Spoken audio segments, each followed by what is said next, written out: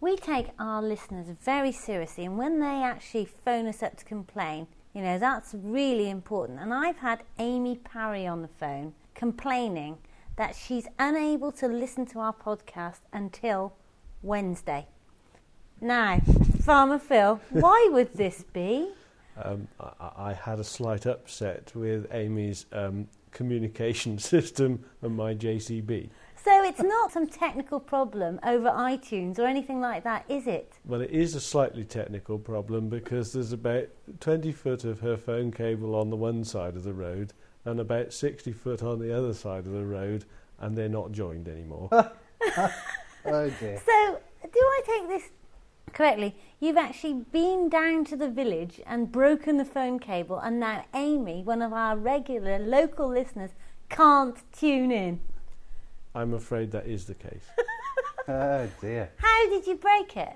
I was loading up the village rubbish for the village bonfire with my JCB, and I'm afraid to say I was on the phone at the same time on my mobile, and I hooked the wire in the top grab of my fork and broke it through, much to the amusement of all those round me. Right, so Amy, I'm sorry, but welcome to the podcast. Really. It's encouraging. It's not on. That's very responsible on a mobile phone. For any other listeners that are having a problem tuning in, I don't think Phil has broken your phone cable, but for Amy, it's a sorry. So we're on to... Don't tell BT. No, or the police.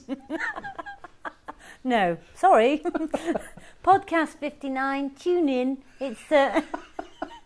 Phil's looking frightened now. Do you think I shouldn't have said that on air?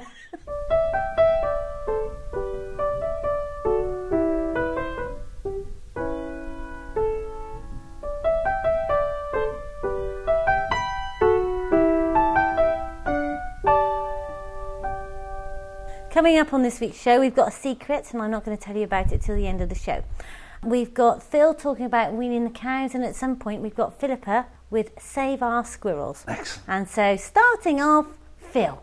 Well, we've been weaning the calves. That means to separate them from their mothers, with whom they've been for sort of approximately 6 months. And this usually causes their mothers to be somewhat grumpy. That means that the calves are sent away to the Morgan's farm, which is where they go to be fattened on. And the cows, it's the only time we use routine antibiotics, so that we put antibiotics into each quarter of their udder. It's a long-acting shot of antibiotic to make sure that they don't get mastitis. Obviously, having taken the calf away, it stops sucking the cow, and there's the possibility of getting infection into the quarters. And mastitis is very painful. It usually results in that quarter of the bag not working anymore, so that's bad, and in some instances can kill the cow.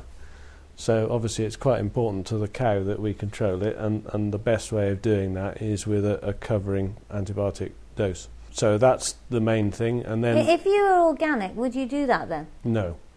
So do they get more mastitis in their cows? Well, you've got the choice. I mean, my opinion is that they run the risk of getting more mastitis, but the option is that you put them through the cattle crush and handling system on a daily basis while you're drying them off, and just take a little bit of milk off each quarter of every cow to make sure they haven't. Because obviously if you get mastitis early, you can treat it well.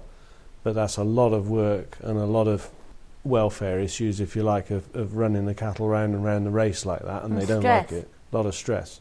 From my point of view, I'm happier with an antibiotic shot to cover them. How long do the antibiotics stay in their system?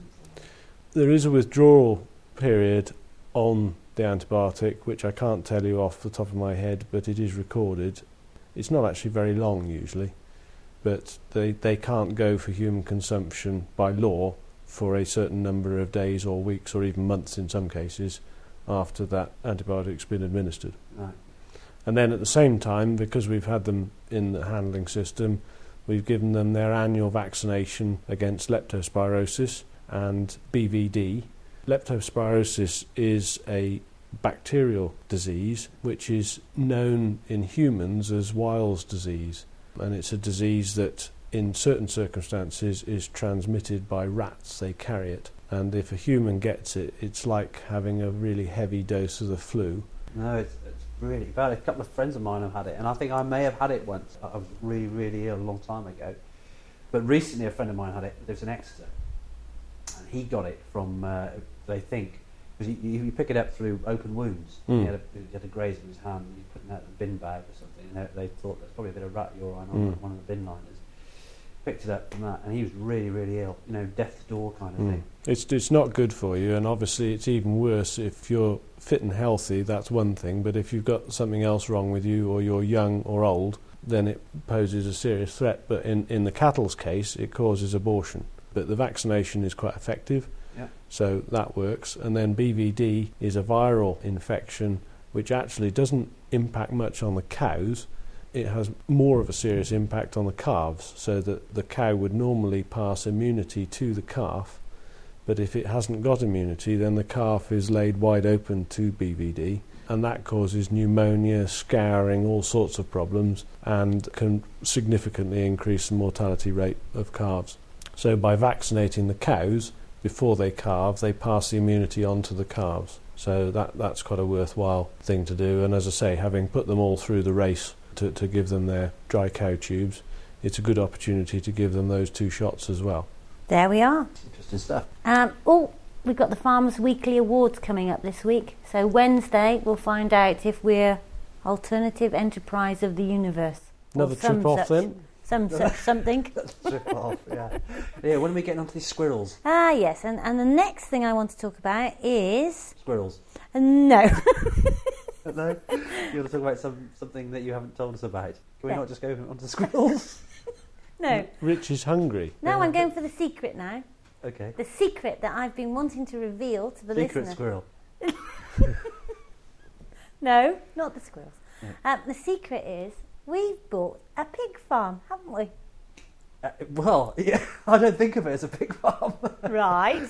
I know you've probably you may have it in your mind that you bought it as a pig farm. Yeah. But, yeah, it's a fantastic site, isn't it? A whole new Wiggly adventure.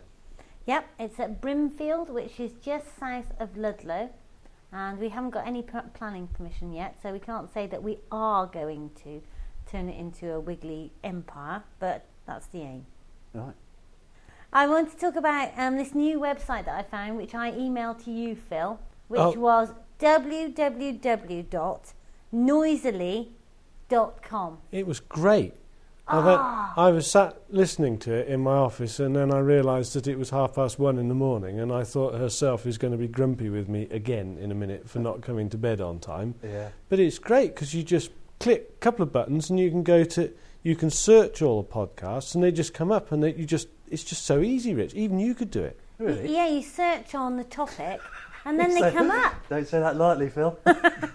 It works. Yeah. I was really impressed. It was great. Oh, wow. So you think of any search criteria or word or whatever that interests you. So obviously I put in farming, tractors and this, that and the other. Yeah. And it comes up with a selection of podcasts that turns up in.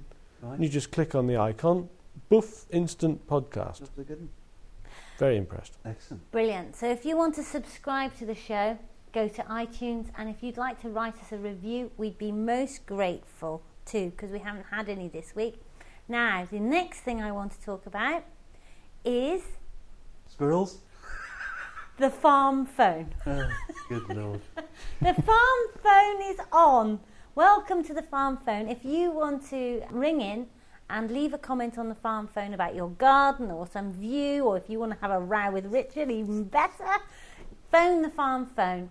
If you're outside the UK, it's +44 1981 500930. And if you're inside the UK, it's 01981 500 930.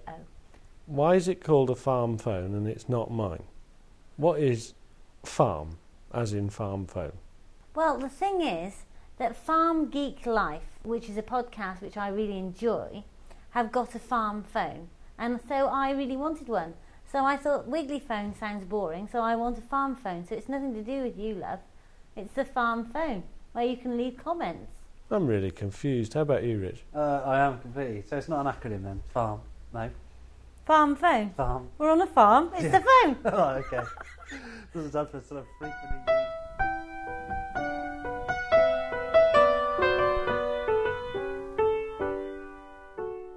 So, Rich, what would you like our next item to be? Well, let's talk about the house. See, it's typical, isn't it? I give him the chance to introduce the squirrels, and what does he do? He wants to talk about the house. It's the squirrels! Yeah. Philippa, thank you so much for coming on Wiggly Wigglers podcast. I know we've been a while getting to this interview due to a bit of a technological nightmare. But tell me about the phone call that you made to me saying, whoa, alter your catalogue now. Well, basically, we were looking through your lovely catalogue a few weeks back and saw that you had a squirrel feeder. Yeah. And the type of squirrel feeder it is, basically, it can be used by both grey squirrels and red squirrels. Although most of England, in the south of England particularly, there's no red squirrels. In some parts of England, particularly the north and also just north of Merseyside, you have both reds and greys. And where you have both reds and greys in the same area, if you use a feeder like that, basically the numbers of greys will increase and the numbers of reds will decrease because there's direct food competition for them. And the feeders actually encourage the greys to move into an area and multiply, basically. There's also a problem of disease being passed from greys to reds. There's a particular disease called squirrel pox. Right. It's a virus, and it's carried by the greys, who basically seem to have like a cold when they have it, but unfortunately it is fatal to the reds. They die within 2 weeks of this virus, and it is known that it's got to be passed from grey to red by some sort of direct contact or indirect contact via maybe saliva or feces, and feeders are a potential location where the disease can be passed from one species to the other. Because anyway, the feeding of the grey squirrel is very controversial. We have some customers who really want to do that to help deter the squirrels from their bird feeders. We have some customers who like to feed grey squirrels because, you know, they're so agile, etc. And we have many more listeners and customers who hate grey squirrels with a vengeance and think that any idea of feeding them is abhorrent. What's your take on all this? Our take is basically this. The Save Our Squirrels project is based across the north of England. And in this area, this is one of the last areas where you can still find red squirrels in England. About 80% of England's red squirrels are found in Northumberland, which is where I'm currently based. There's more found in Cumbria, more just in Sefton, a few on Anglesey, on the Isle of Wight and the islands in Poole Harbour, and a small population in Norfolk. And as far as England's concerned, those are the only places where we still have red squirrels. And Wales. In those areas, we really do ask people, if you only have red squirrels in your garden, please do feed them, actually. Because the red squirrels do benefit from supplementary feeding. And we do stress that it's supplementary. It shouldn't not be their whole diet. Yeah. Things like hazelnuts are particularly good for them. Apples and other sort of seeds, not just peanuts. Try more of a mixed seed. Yeah. In other parts of England, where you do not have red squirrels, it's really up to the individual person. Yeah. If people like grey squirrels and do want to feed them, I can tell you don't want them to. Well, have you seen the thing is, the grey squirrel is not our native squirrel. No. It's come over from the Americas. It came over with the Victorians. They brought it over here, and it has spread. And the numbers are continuing to spread into areas with red squirrels. And one of the reasons for them being able to spread into these areas is that they are going maybe through people's gardens, that they're going along river valleys. Yeah. And finding food, either from bird feeders or from squirrel feeders in people's gardens, does just enable the grey squirrels to sort of perhaps move into areas that otherwise they wouldn't be able to survive very well. Why have they done so well and our native red squirrel has done so badly? That's largely to do with, I suppose, their evolution. The American grey squirrel evolved in very much more in broadleaf forests in North America, competing with at least 3 other different species of squirrel. It is quite a competitive squirrel. The red squirrel evolved throughout Europe, primarily more in conifer or mixed conifer and broadleaf forest. And the grey squirrel is quite sort of adaptable in the type of habitat it can live. It can live in pure forest, and it can live in a mixture of where you've got trees and open land. The red squirrel is very much a tree animal. It needs to live in forests. It can't live very far away from forests. It's much smaller, lighter. It is very much more tree-based, whereas the grey squirrel will cross even a kilometre of open land. So it will spread around much more easily than the red squirrel. And the other main problem is food competition. As I said earlier, the grey squirrel evolved in deciduous forests and woodlands and is particularly adapted to eating the oak. The oak seed, the acorn, actually has a tannin in it, which the red squirrel finds very hard to digest. Some research was done a few years ago where captive red squirrels were only fed on acorns and actually lost weight. However, it is thought that if the acorns are buried for a while, the tannin might actually reduce, the poison in the acorn might actually reduce, and they might become more digestible, but I'm not too sure if any existing research has been done into that. But basically, the grey squirrels can eat acorns and really survive well on them, whereas the red squirrels don't. The grey squirrels also will eat some of the seeds slightly unripe, particularly the hazel, whereas the red squirrel prefers the hazel fully ripe. I see. But if there's grey squirrels in the area as well, then the grey squirrels will eat the crop before the red squirrel's ready to eat it. And so basically, overwintering, the grey squirrel will quite often do much better in a broadleaf woodland. And therefore, when it goes into spring and it's breeding time, the grey squirrel is in a better condition to breed. It also puts on much more weight in the winter, up to 20% of its body weight, whereas the red squirrel only puts on maybe 7 to 10%, because it's a lighter squirrel and it needs to spend more time up in the trees. So what impact has this had on squirrel populations in the UK? I mean, I remember my dad saying, oh, you know, red squirrels are fantastic and grey squirrels are rats with tails, but I've never seen a red squirrel in my life, and, you know, I'm 42. So what sort of impact has all this had on populations? 40, 50 years ago, throughout much of England, you could still, or the north and the west of England and into Wales, you could still see red squirrels. Yeah. So basically, it's just 130 years since the grey squirrel has been introduced into England. And in that time, it has pretty much spread from maybe a total of 30, 40 locations where it was introduced. It's pretty much spread across the whole country. The only forests where red squirrels do better than grey squirrels are the conifer forests, particularly large plantations, and Kielder Forest up here in Northumberland actually sought to home about 75% of England's red squirrels. It's a huge conifer forest, and in these forests, the red squirrels do survive better. They're better able to eat the cones, and it's thought that the grey squirrels actually find eating the conifer cones, they just don't digest the maybes quite so well. They're not quite so well suited to collecting the seeds off the end of the trees, where often the cones stay on the branches, and because they're that much heavier, they can't actually get to the seeds quite so well when the cones are on the branches. So the grey squirrels do not survive quite so well in these conifer forests. But almost everywhere else in England, apart from a few locations where maybe you've got mixed forest, or people actively protecting their reds, and that's what's happening in Sefton, which is just sort of North Merseyside. The communities there are very active in protecting and looking after their red squirrels, and they actually have a very high population of reds for the small area of forest that is still there.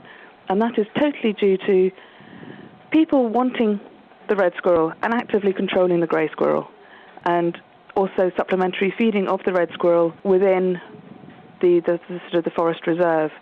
Now, some people are going to say, what are you on about? You know, it's survival of the fittest.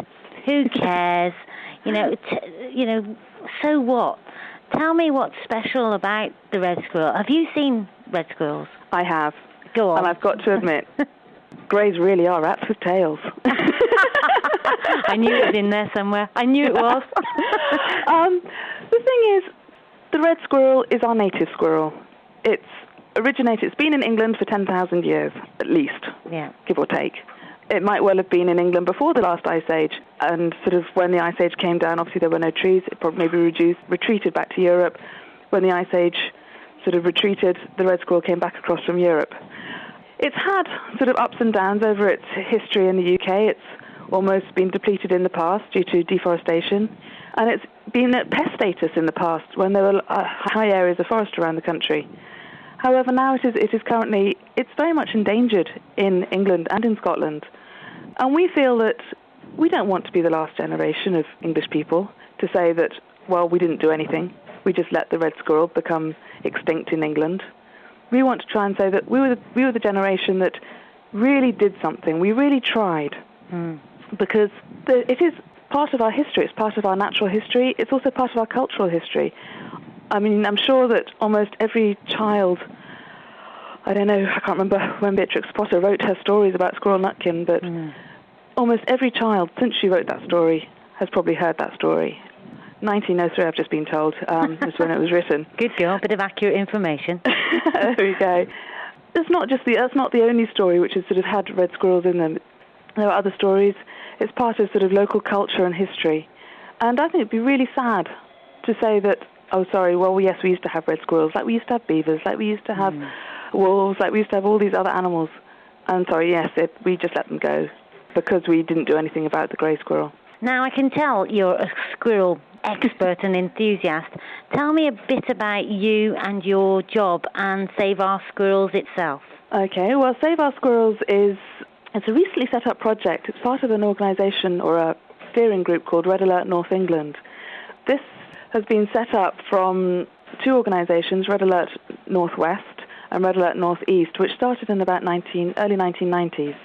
And basically, the whole sort of idea of the two projects, Red Alert Northwest and Red Alert Northeast, was to conserve the red squirrel through very much people working together from different areas, both in the conservation organisations, the statutory bodies, landowners, individuals, scientific researchers, forestry commission, people like that, all working together. About 2 or 3 years ago, they were very fortunate and put a very good bid forward to the Heritage Lottery and obtained just over £600,000 from the Heritage Lottery. How much? Just over £600,000. Wow, yep. And this is met by match funding from all the organisations within Red Alert North England.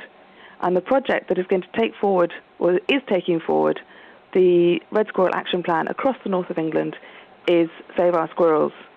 So some of the key project objectives that we have is, 1, conserving the red squirrels. We have 16 red squirrel reserves in the north of England, 9 in Northumberland, 6 between Cumbria and North Yorkshire, and then 1 down in Sefton, North Merseyside.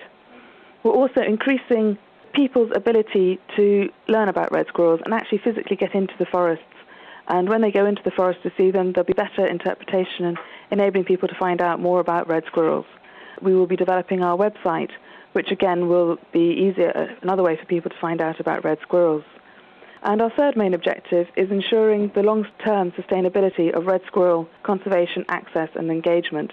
And we're doing this through setting up local support groups, local SOS, Save Our Squirrels groups around the reserves. And this is very much involving voluntary action from local communities, local individuals. One area is active conservation, going out monitoring the red squirrels in the forests so we know what's happening to their numbers. People regularly phone us up saying that they've seen a red squirrel, that they've seen a grey squirrel. We have squirrel recording forms that we can send out to people so that they can send us their records of where they've seen reds, where they've seen greys across the north of England.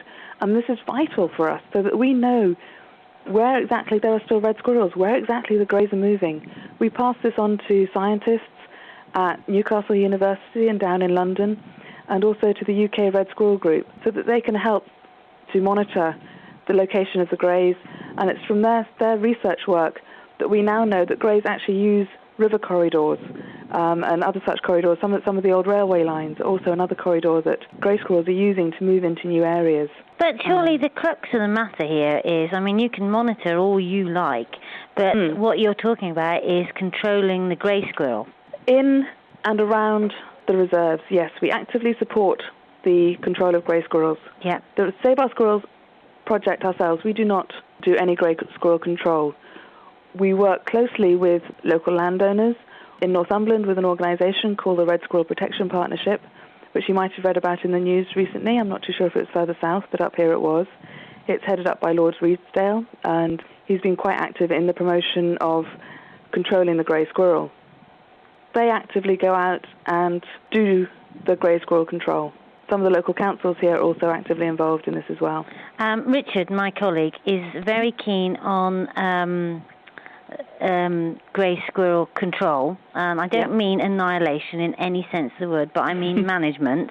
Yeah. And part of his point is that we should be thinking about eating grey squirrel.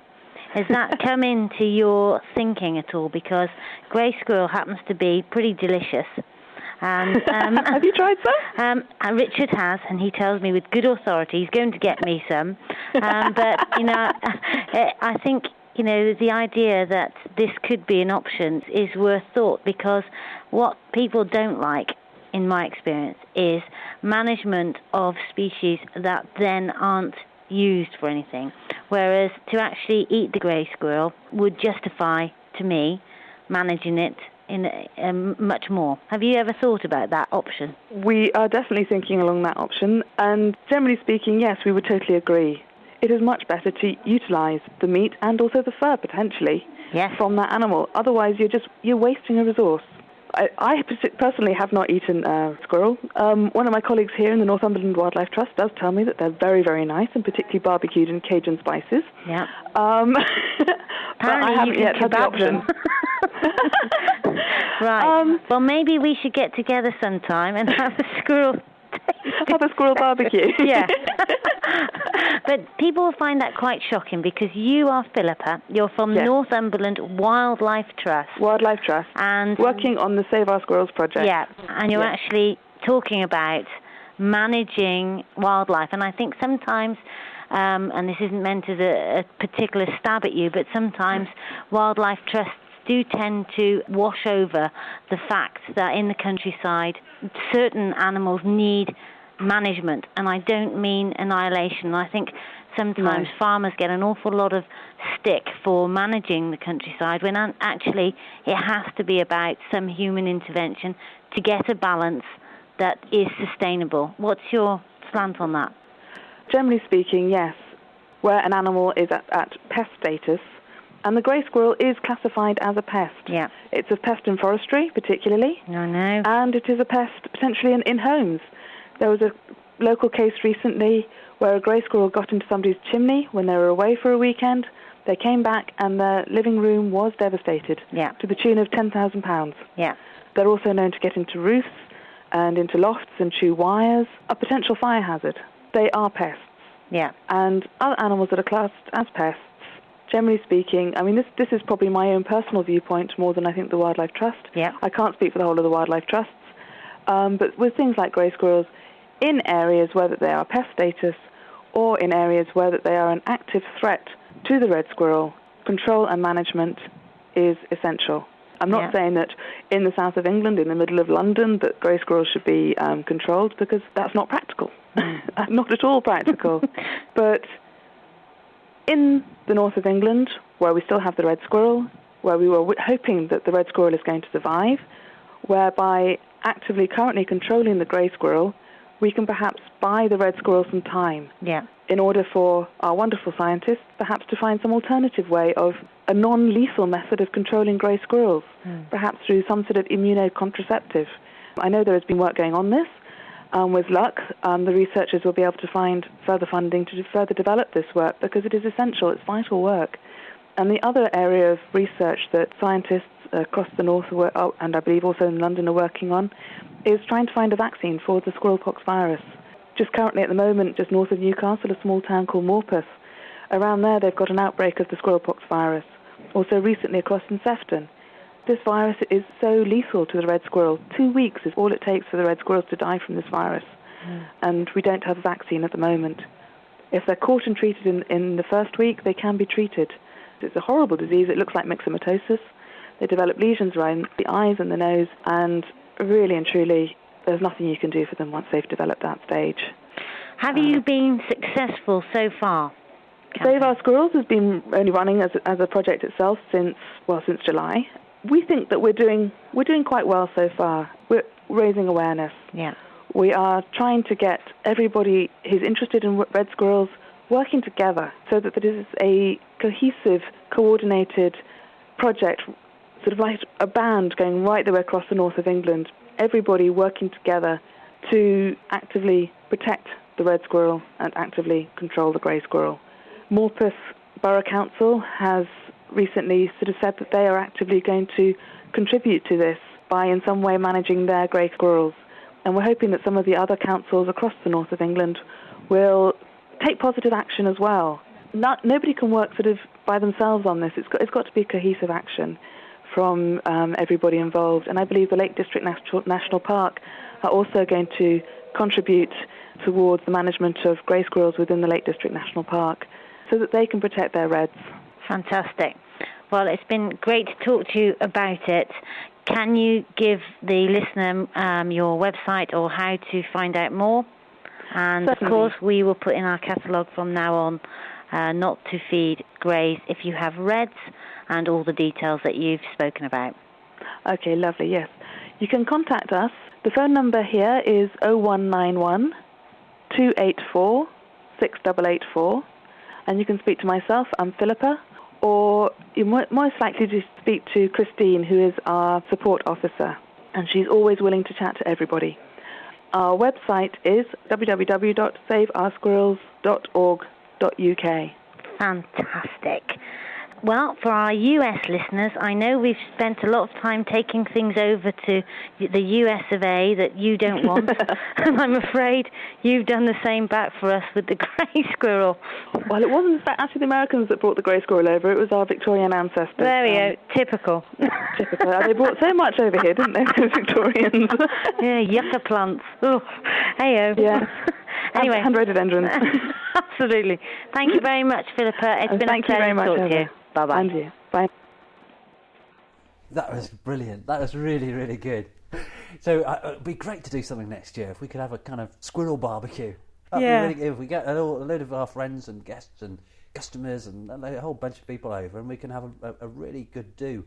But what's it taste like though, Rich? Nice. I think it'd be really, naturally on a barbecue. Phil and I were just talking about rigging something up, a kind of multi-squirrel rotisserie, and we could cook a bunch up, and literally it's something that you can have probably one each because they're almost portion size. I think we should try it. Well, we'll see. Why don't we let people phone in? Convinced. Phone in on the farm phone. You were going to marinate some in cider, Rich, weren't you? Well, give it some thought anyway. Maybe we should try it out first. It'd be great to have some feedback anyway. It'd be really good. So I suppose what we need is squirrel recipes, and we need for Rich to sharpen up his shooting because we shall need some squirrels at some point. Absolutely. Yeah. Monty's Wormcast coming up. Here he is. Over to the Monty. The Wiggly Wormcast podcast by Monty. A weekly fact on worms. Charles Darwin found that his number of earthworms could bury a football patch in 15 tons of soil a year from the casts that leave on the surface. Thank you, Mon. Welcome, Amy, if it's Wednesday. Bye for now. Bye. Bye from me.